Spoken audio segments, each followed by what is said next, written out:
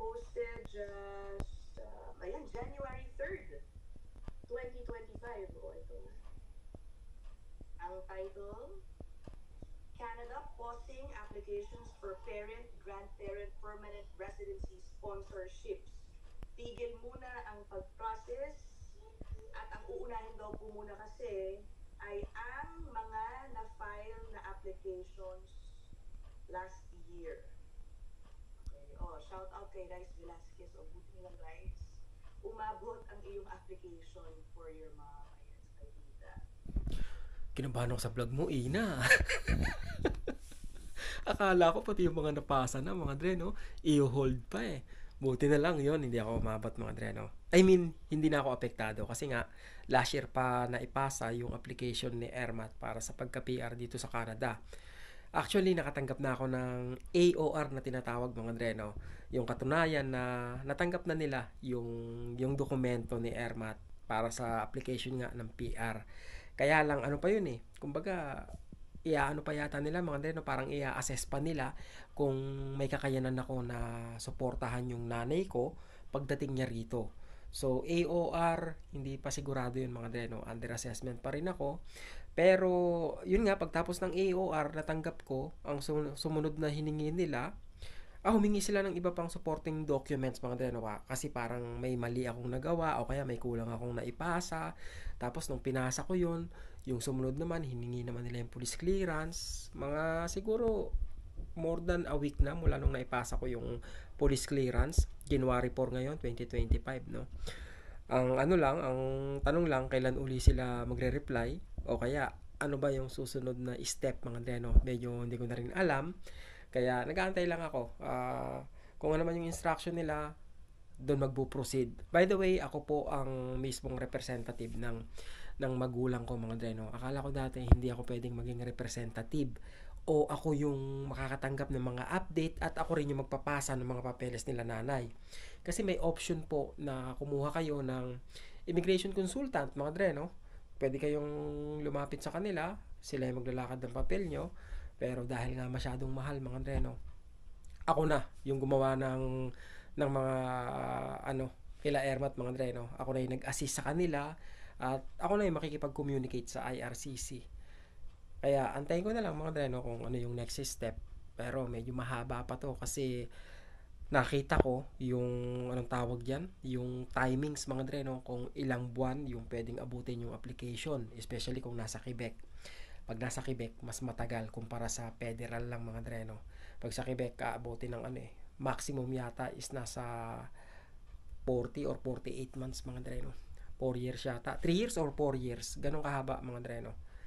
Kaya yun, waiting. Hopefully, sana maayos nang hindi umaabot sa 3 taon mga dre, no. Para makasama ko pa si Ermat dito mag-jogging, mag-exercise. 'Di ba? Pero yun, kinabahan talaga ako sa iyo, Ina. Thank you sa shoutout. Shoutout sa iyo, Ina Andulong ng Ina Nutshell.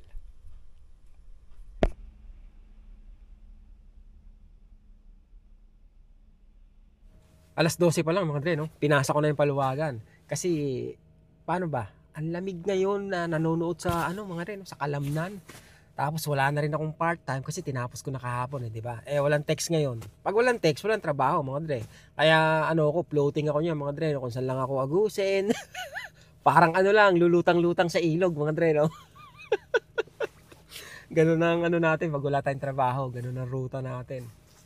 Pero, ngayon, punta ako sa Marcy Central at may titingnan ako mga dre, no, kasi may $20 pa akong may utang sa akin si Calvin Klein, $20 eh. Titingnan ko kung masisingil ko sila, no.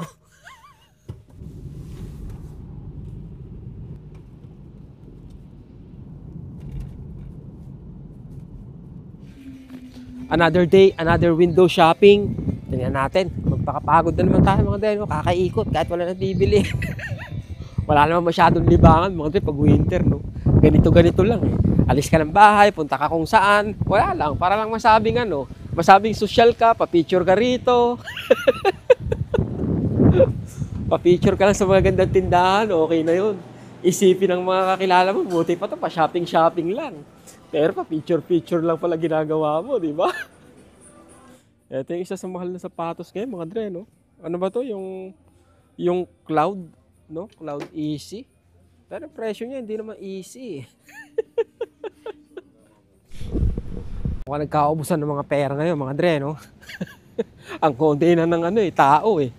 Linggo ngayon, linggo. Pero konti lang yung nagagala-gala. O masyado rin lang malamig. Kaya tinatamad sila. Laki ng sale, mga dre, oh. 70% plus 20%. So 90% off, di ba? Yung 100, $10 na lang. Ganun ba yon? Pero wala tayong makita, mga dre, no? Magala ulit tayo rito sa sa Under Armour. Baka dito may matisod tayo. Wala, mga dre. Uwi na lang ako, tas mag-grocery na lang ako. Yun ang I think pinakamagandang gawin.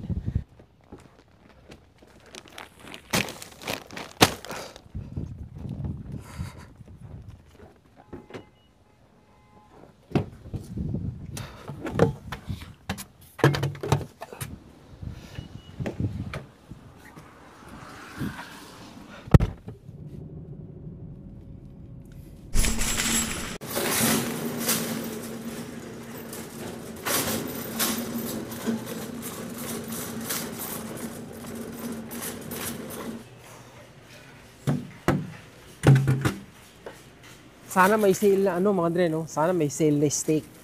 Kasi matagal na akong hindi nakakabili ng steak. Dahil nga magsisimula ulit tayo sa Monday ng ating diet. Kaya sana may sale ngayon, no? Magsisimula na naman ako hunting, mga dre, no? Hunting ng mga ng mga, alam niyo yun, kung saan tayo makakamura. Walang sale, mga dre. Butata tayo ngayon. Walang special. 11 $11 to, mga dre, no? Tama ba? Pero parang mura na nga sa $11 to, no? Tsaka masarap tong steak na to, mga dre, no? Itong Houston. Mas masarap siya kumpara dito sa kumpara dun sa isang klase na binibili ko. Madami pa rin sale na bigas, mga dre, no? 13.88 pa rin, no? Sa mga gahanap dyan, no? Baka umabot pa kayo. O marami na rin kayo nabili. Dahil mabibili ko lang ngayon, malamang eto lang, mga dre, suka. Pero bibili akong chicharong baboy.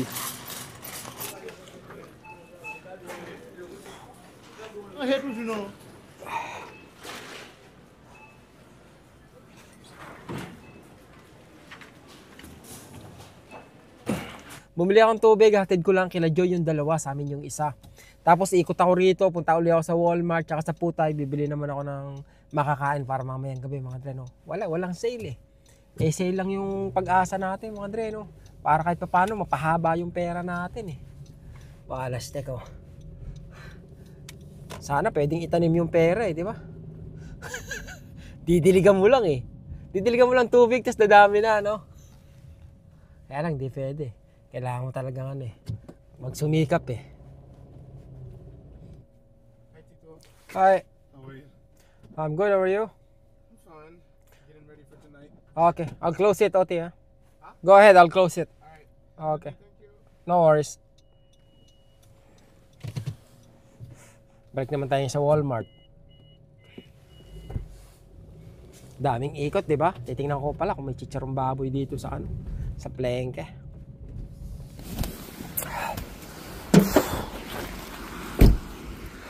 Ito, mga dre, masarap yung rito, fried rice sa Chef Fu. Pilipino rin yan, mga dre, no? Pilipino rin mga nagtitinda rito. Bukas ba sila? Bukas naman siguro.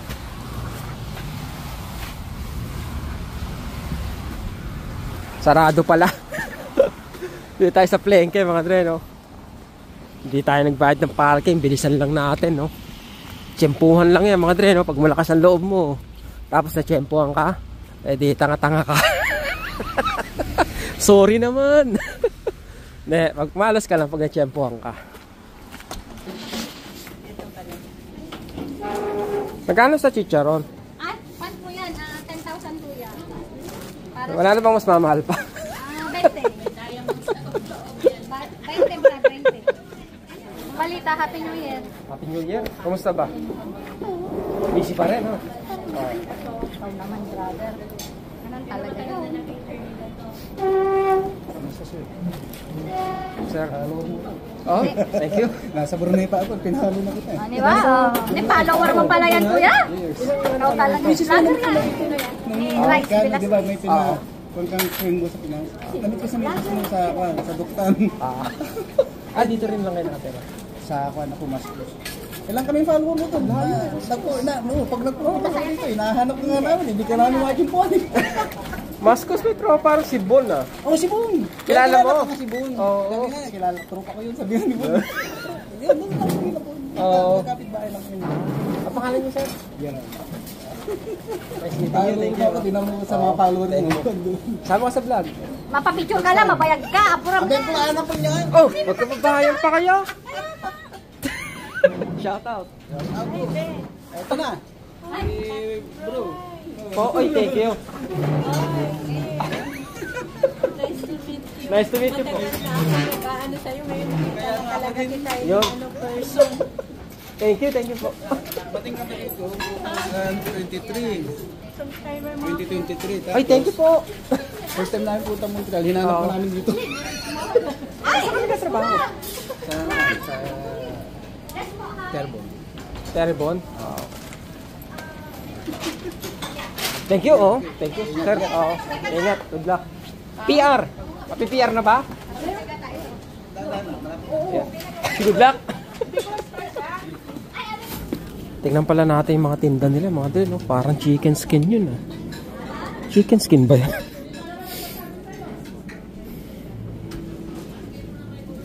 Laka pa, kare-kare. Meron pang ano. Tokwat baboy. Usay, gusto mo ng kape? Kakagutom. Libre ba yung kape? Pwede pa penge? Sana wala pa tayong ticket. Shoutout sa tropang Mascos, no? Marami daw diyang ano pala, no? Yung nagtatrabaho sa McDonald's, mga dre, no? Kumusta na ba kayo? Di ba? Ano bang balita sa inyo, mga dre? Naapektuhan din ba kayo? Kasi, yun nga, sabi ng ibang tropa, yung tiga Mirabel na nagtatrabaho sa McDonald's, tinamaan daw sila nung ano, mga dre, no? Nung, eto, decision ng Canada na wag na i-renew yung ano, yung ibang PFW, di ba? Anyway, good luck sa inyo, mga dre, no? Sana okay lang kayo, di ba? Ang oras ay 2:00 na, mga dre, no? Bali, hindi pa tayo kumakain mula kanina. Nagkape ako sa bahay, hindi sa Tim Hortons, ha? Baka kantsawan nyo na naman ako, ha? Kaya ka hindi yung maayamang, kape ka ng kape sa Tim Hortons pa, di ba? Eto, mga dre, no? First meal of the day. Pambira, oh. Medyo kumakalam na yung sikmura ako, naglalaway ako. Ang maganda lang pag winter, mga dre, no? Hindi mo masyadong ma-recognize yung ano, yung oras ba, kung parang maaga pa kasi makulimlim, eh, di ba? Hindi mo alam, 2:00 na pala, oh.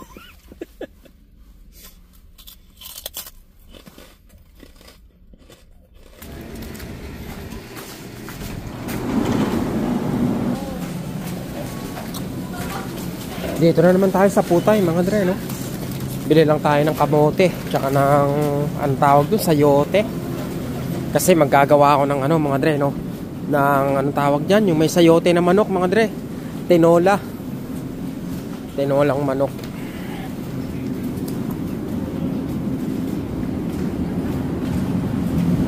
Sayote, $2, mga dre, no? Tapos, masarap yata ito kung lalagyan mo ng ano, eh. Enoki mushroom, no? Yung pala, oo, lagyan natin. Laki naman ng inuki na to. Inyaki na yan. Eto. Ayan, mapeke na naman ako, di ba? Mushroom. Eto, mga dre, no? Yung ano, anong tawag dyan? $3.99. Tama ba? Pareha siya mushroom, no? Champignon.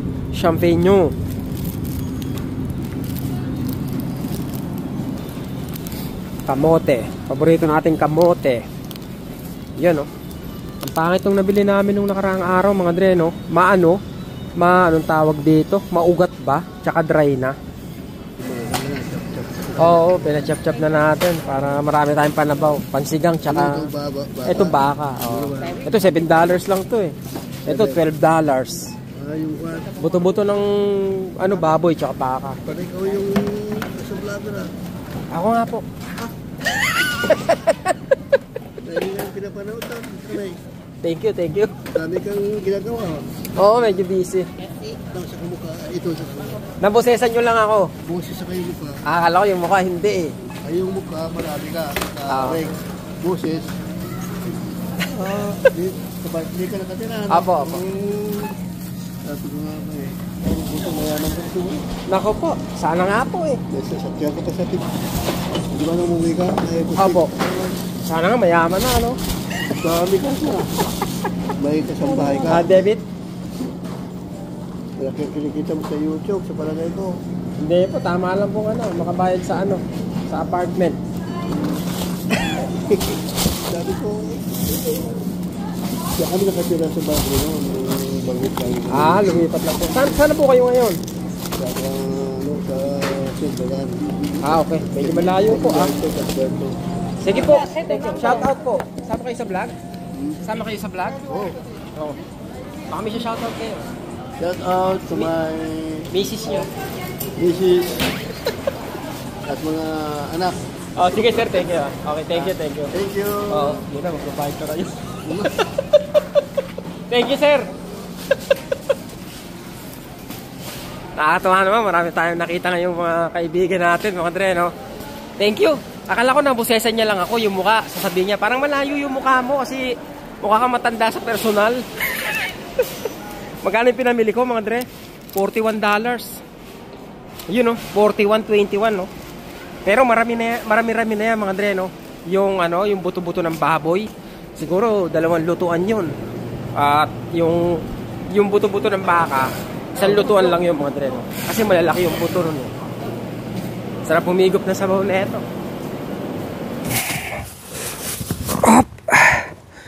Ang pinakamahal na binili natin, mga Dre, kamote. $15 yung kamote, no? Bagay, medyo may kamahalan eh. Tsaka madami naman yung mga Dre, no? Okay. Yan ka muna. Kaya ang hirap, mga Dre, no? Dati pag nasa nasa second floor kami. Buti kadalasan, sa second floor lang kami tumitira, mga Dre, no? Isang hagdan lang, yun na. Yung iba, nasa taas, mga Dre, no? Siguro third floor. Pero pag pinakataas, siguro hindi na kami bibili ng tubig nun, mga Dre, no? Bibili na lang ako ng nung filter, yung nilalagay sa gripo. Mas okay yun kaysa imagine magbibit-bit kang ganito, di ba? Pataas. Mahirap din eh. Mahirap din pag kang kasama mo sa bahay, maarte sa tubig. Tutunog yan eh. Pag 1, 2, 3, 4, 5. Mali pa rin. Malayo daw ako masyado pag ganun. Lamig. Yung wallet ko. Akala ko nakalimutan ko saan eh. May namit ako, tiga Mascus, kilala ni Bon. Oo. Kinumusta ko nga yung PR niya. Sabi niya, mapi-PR daw. Sana all, mga Dre, no? Kasi nga, ano bang tawag rito? Naisip ko yung tropa dyan sa Mascus, yung mga nagtatrabaho sa McDonald's. Kasi nga, yung ibang nagtatrabaho sa McDonald's na tiga Mirabel, hindi na daw sila mga Dre, no? Hindi na daw sila marirenew. Kaya medyo nakakalungkot yung mga ganung balita, mga Dre, no? At saka, isa pa nga, kinabahan ako kay Ina kagabi, no? Napanood ko siya, mga Dre, no? Yung hindi na daw magpuproseso ng PR. Totoo daw. Diba? Hindi totoo naman, mga Dre, no? PR para sa mga parents. Kinancel muna. In-stop muna. Okay, kinancel muna, in-stop muna. Pero, yung sa 2025 yun, mga Dre, no? Yung mga naipasa na nung 2024, tuloy ang proseso nun. Kaya, yun, buti na lang umabot, mga Dre, no? Kaya, thankful pa rin, di ba? Sobrang blessed natin. Kaya, sa iba, mga Dre, no? Paano ba? Huwag kayo mawala ng loob, mga Dre, no? Kasi, malay nyo, sabi nga nila, hindi naman rejection yun, mga Dre, no? Kumbaga, redirection, di ba? Nire-redirect kayo, papunta sa mas maganda pa. Di ba? Who knows? Ito nakakatawa. Nung Siguro mga 4 o 5 years old si Rain nun. Mga ganun, mga Dre, no? Papunta kaming palengke. Tapos sabi niya, pa, saan ba nakatira yung ano? Kasi may kamag-anak kami rito, no? Saan ba nakatira sila tita? Sabi ko, sa Canada. Sabi niya, sana pa, makarating din tayo doon, no? Sabi ko, sana. Bakit ka ako? Gusto mo ba tumira ron? Sabi niya, oo. Sabi ko, bakit naman? Para may pera tayo. Sabi niya gano'n, mga Dre, no? That was 20 years ago, mga Dre, yung conversation namin na yon. Sino makakapagsabi, di ba, na yun, makakapunta kami rito, no? Kaya, baka nire-redirect lang kayo, mga Dre, no? Hindi rejection yan, kumbaga, yung ibang pangarap talagang piniprepare kayo bago ibigay sa inyo, eh. Di ba? Ganun pa man is, kain na tayo kasi puro laway na yung pagkain ko. Wait, we don't have to start the day yet. I just wanna stay. Chicharon, no? Parang lumal. Okay, mga Dre. Chicha, nako po. Ano ba to? Kaldereta o kinamatisan?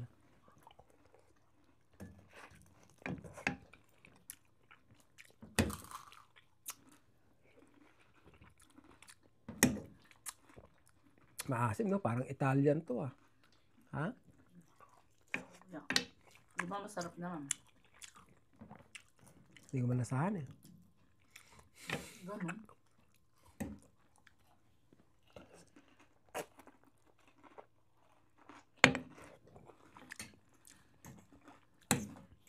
Just wanna stay, even if we run late.